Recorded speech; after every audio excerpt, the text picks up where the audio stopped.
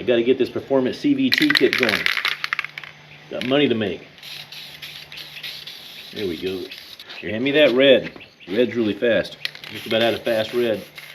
New for 2024. Introducing the all-new Ghetto Wrench 6000 CVT kit. This kit has been known to make 50 cc's go 70 miles an hour. It's only 600 bucks. Buy it now. Why do performance CVT kits make so many bikes actually go slower? Are we doing our mods wrong? In this video, I'm going to get into something that I see plaguing people all over the forums. You put a CVT super cool transmission kit in your Maddog and it goes slower. It's very common. I'm going to address this as we want top speed. We're not looking for drag race takeoff, burnouts. The goal is actually to get a faster top speed. That's why the CVT kit went in there. We ended up with a slower top speed bike. The CVT is just a ratio to the rear wheel. From the crankshaft to the rear wheel, that's all it is. We're not changing engine horsepower. We're not making any more anything. We're just going to change the gearing to try to get more top speed. And sometimes you're not going to be able to get more top speed with this CVT kit. It's just not going to happen. I'll show you how to go about trying to get that top speed, but it may not work. You're just trying to gear your bike too high for the power you have. Let's get into it.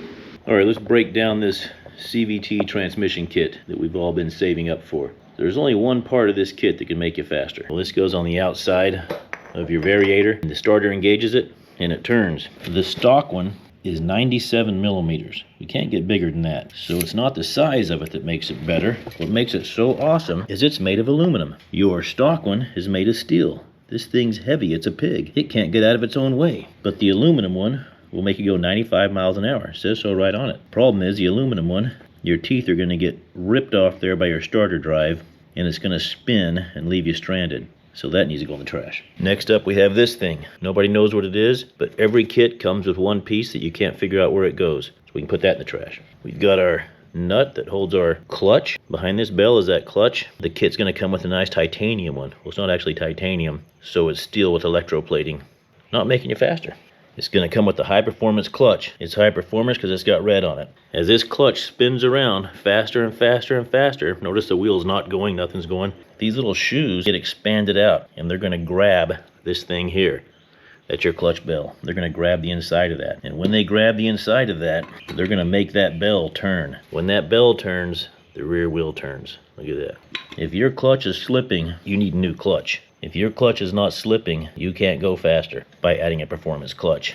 It might engage a little bit nicer. It's not gonna make you go faster. It can't. So that's out. What this is a lightened bell. It's got bigger holes in it. It's lighter than that bell. The lightweight's gonna be less inertia, less drag. Your engine's gonna spool up faster and you're gonna just go fast like crazy. The idea is you'll get there quicker. You can't go faster on the top end. Doesn't matter how light this is. It's not gonna help you go faster in speed. It's going to help you go quicker because it's lightweight. It's less to spin. When this clutch grabs this, it spins. I'm turning my clutch. I'm turning my bell housing. I'm turning all these gears inside here. I'm turning that axle. I'm turning that 12-inch ATV wheel. And I'm turning that big-ass 8-inch wide tire. I don't think the 2-gram difference in this lightened bell housing and this one is going to make one bit of difference. Look how much stuff we're turning. 2 grams is not going to help you. So this is a waste of money. But what about these? There's even 2 choices. 1500 and 2000. The stock clutch came with 1000 springs. There's 3 of them in there. Those springs are going to try to resist these clutch shoes from spreading out. As this clutch spins around, just like kids on a merry-go-round, they go flying off. The faster it spins, these clutch springs, they come flying out. They expand out like this and they grab that bell housing and they spin that bell housing around. I can make it harder for them to come out by putting heavier springs in it. This should add 1,500 RPM to the current RPM your clutch engages at. So let's say you give it throttle and you get to about 3,000 RPM and your bike starts taking off. This will make it take off at 4,500 RPM. 2,000 springs will make it take off at 5,000 RPM. Why would you want to do that? The higher the RPM, the more horsepower you're making. When that wheel starts turning, it's turning with higher horsepower. It's going to be a faster launch. It'll be annoying, not be great for cruising around, but it will be a faster launch. You could put springs in here maybe that added 7,000 RPM. You could take off at 10,000 RPM and you could do a burnout every time you take off, but it would get kind of annoying to drive around normal. These are personal preference things. You're going to tune this to take off how you like it with these. So you can buy these separate, but they come with my awesome kit. So what about that big spring? That must do something, right? Now we got the engine spinning this around. We have the same kind of situation down here. The faster it spins, these little rollers go out further. As those rollers go out further, this plate expands with the rollers. Now this plate is against that motor. So what you get instead is you get this variator starts coming out like this. As that variator comes out, it doesn't leave any room between the drive face and the variator. They get skinnier inside there, so it forces the belt up the variator. As the belt goes up the variator, it's only so long, you can't make the belt longer, so the belt has to come down inside the clutch. And as it comes down inside the clutch, it spins that back wheel faster. If you look in there, there's a big spring. That big spring is keeping this clutch plates together. This belt's going to overcome that spring, and it's going to pull this clutch apart. And let's say that happens at 4,500 RPM. What this spring does is it adds RPM to that. It's harder to press apart. This spring is a 1,500 RPM spring.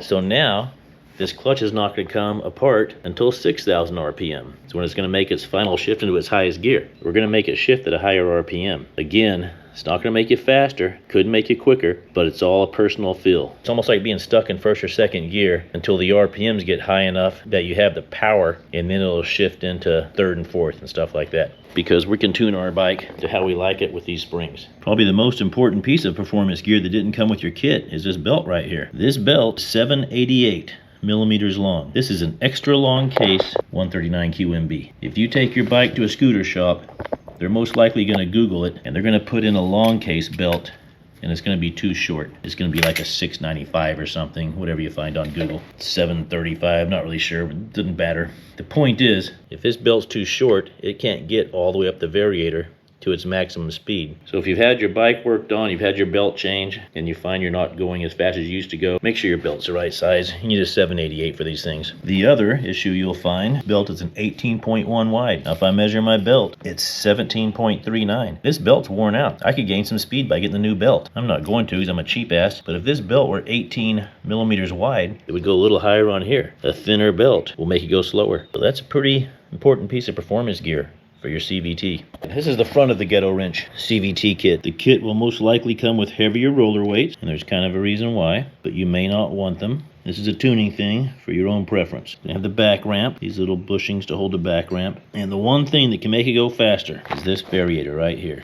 Your stock variator on the 139 QMB, this one's 87. Your performance variator is going to be 95. This can make it go faster because it gears it up. It's going to pull the belt higher up on here. It's going to be in a higher gear. So your bike may not go faster with this because you geared it too high maybe. It could go slower because you don't have the power to run this high gear. Because you put a higher gear on it, it's going to feel more sluggish on takeoff. That's why they give you these to make your takeoff higher RPM. But you may not want them. If you have the power, you might like the way it takes off. So if you have the horsepower, you can go faster with this bigger variator. 9,300 RPM. When we left off with the Maddog 50, it had an NCY cam and the 19mm nibby. Did 9,400 RPM and 42 miles an hour. Let's see if we can beat that. So I bought the Polini high-speed 95mm variator kit for the 139 QMB. Part number 241.647. No one's going to list it for the Maddog, so it's listed for the Kimco 50 4T. That's 4-stroke agility. And it comes with just these parts. The Tune Boss, we got to have that. The 95mm variator, the ramp, and your roller weights. Of course, the roller weights didn't have to come with. These are 6.9, but they did pretty good. A lot of these kits will come with like 9-gram rollers to try to push it out there. It's just too hard to do. They go slower. So 6.9, I'm going to give these a try. Polini's legit. They're in the business.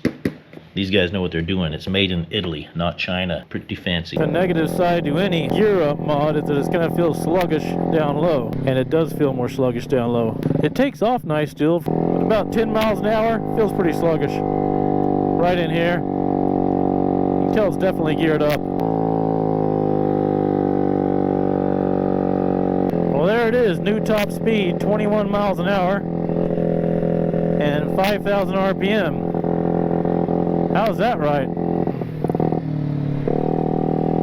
And it's bogging out. The YouTube algorithm tells you that videos with positive results and good endings do better. But here at Ghetto Wrench, where we put people over profit, I'm showing you the bad ending with the bad results. So you bought your new Ghetto Wrench Super CVT transmission kit, and the damn thing goes half as fast as it was going before you put it in. Only cost you 600 bucks. You had to be pissed too. The roller weights we pulled out of here were 5 gram.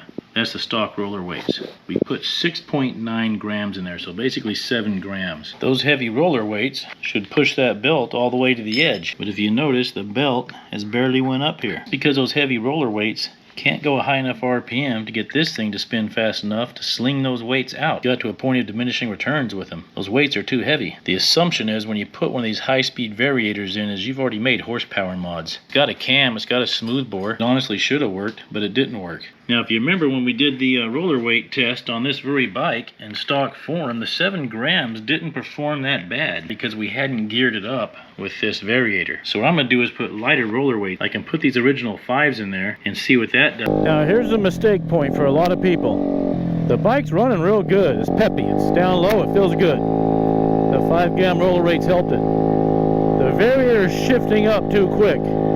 Right now it's lugged down. About 20 miles an hour it lugs down. The mistake I might make is because I fell for a kit, I would take those heavier springs, those clutch springs, those yellow ones or blue ones from that kit, and I'd put them in. I would be band-aiding a fix. You don't want to do that. You don't want to band-aid a fix. You want to make your bike run good before you start adjusting the way it launches. Now I've got the 5 gram roller weights in. I'm making 6,300 RPM. I'm making better RPM. I'm only going 28 miles an hour. Still slower, but we made an improvement. So let's go put the 4 grams in. See how that goes. When I first reviewed the Ghetto Wrench CV6000 CVT Ultra high-speed kit, I told you there's only one thing in there that's going to make it go faster, and it may not make it go faster, and that was the 95mm variator. When I see the word kit, I run. I don't buy it. Know what your parts do. Know which ones you want. You may want a lightened bell housing. Then get the lightened bell housing. Don't buy parts that don't help you, you don't want, or you're not going to need. Now, I bought this high-speed variator. It might be a kit because it did come with some other parts, but it was cheapest way to get that variator. So we're going to try these 4 gram roller weights. The problem with getting into small roller weights, you're getting in the issue of you don't have enough weight to push that variator out there. So you're going to hold your RPM longer, but you may not get the variator to top out. It's like you 150 guys who want to put on the 115mm variator and the 842 belt. It's a great mod, but if you don't have the power, you're going to go slower. Getting to 8,000 RPM is pretty important because it's kind of a hump. It's a final shift. I think that's 8,000 RPM and we're in top gear right now. 38 miles an hour. It feels like we're increasing. 8290 on the RPM. There's 40 miles an hour.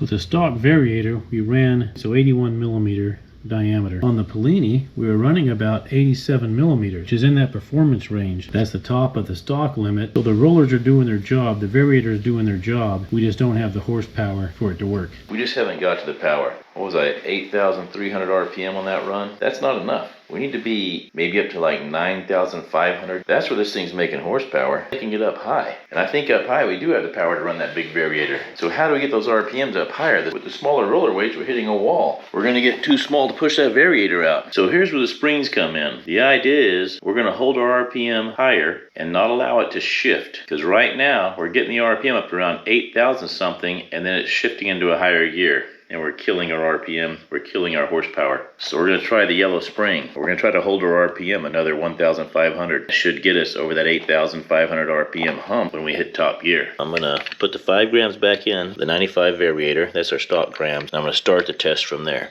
Change that Contra spring. That's a pretty big nut. You're probably not going to have this size socket. That's a 1.5 inch socket. But I've seen some pretty innovative tricks on getting that off. You can watch YouTube and get some pretty good ideas on getting this off. I've seen guys knock it off with a hammer and a chisel and a screwdriver. You gotta do the foot grab on it. There it is.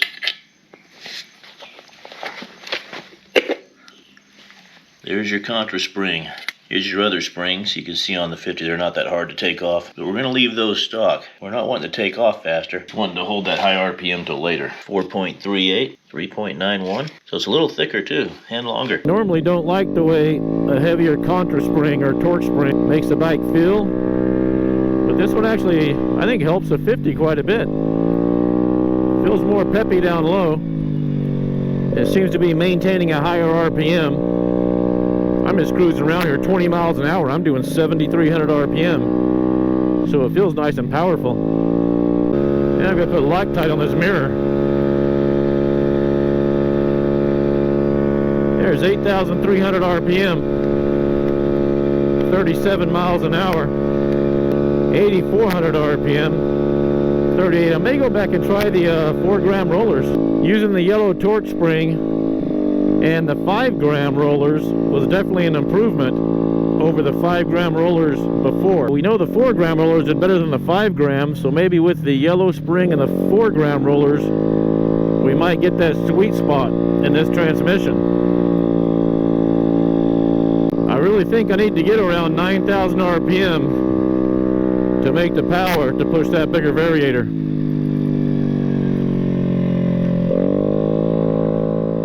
8,000 RPM. Try this again. 8,500 RPM. There we go.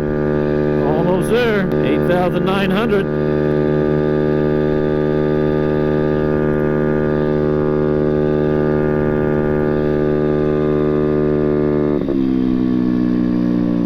Because some of you are thinking, hey, we got that heavier Contra spring in there and hold RPM longer. Let's try the heavier weights. See if the weights will get to the top of that variator. So we're going to try 6.5 grams and see what happens.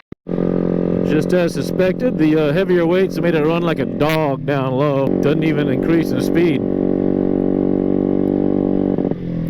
Yeah, there it is. Look at that. That's full throttle. Yeah, we have a common problem in this industry. Not enough horsepower to run this mod. The hardest step is admitting it. Back to a 21 mile an hour top speed, 5,400 RPM. That's all she's doing. I'm going to blow this stop sign because I can. It's a Maddog thing. I know it sucks, guys. You spend $600 on the CVT kit and it makes you slower, but you have to admit it. The solution is we're not going to keep going down this rabbit hole. We've put a mod on that made our bike slower. We're going to take this mod off. We're going to put the stock variator back on that we know is 1 or 2 miles an hour faster, and we're going to continue on. I thought 9,400 RPM was a good enough RPM to do the gear up mod, but it wasn't. This bike just doesn't have the power. So we're going to go back down to the smaller 87 millimeter variator, and we're going to try to make even more RPM. And then we'll address this larger variator later. Put my stock variator back in, stock rollers back in, stock Contra spring back in, box this awesome 95 mile an hour CVT transmission kit up, and save it for another day. Maybe when I get the big bore kit, we'll try it again. Got my CVT back to stock again.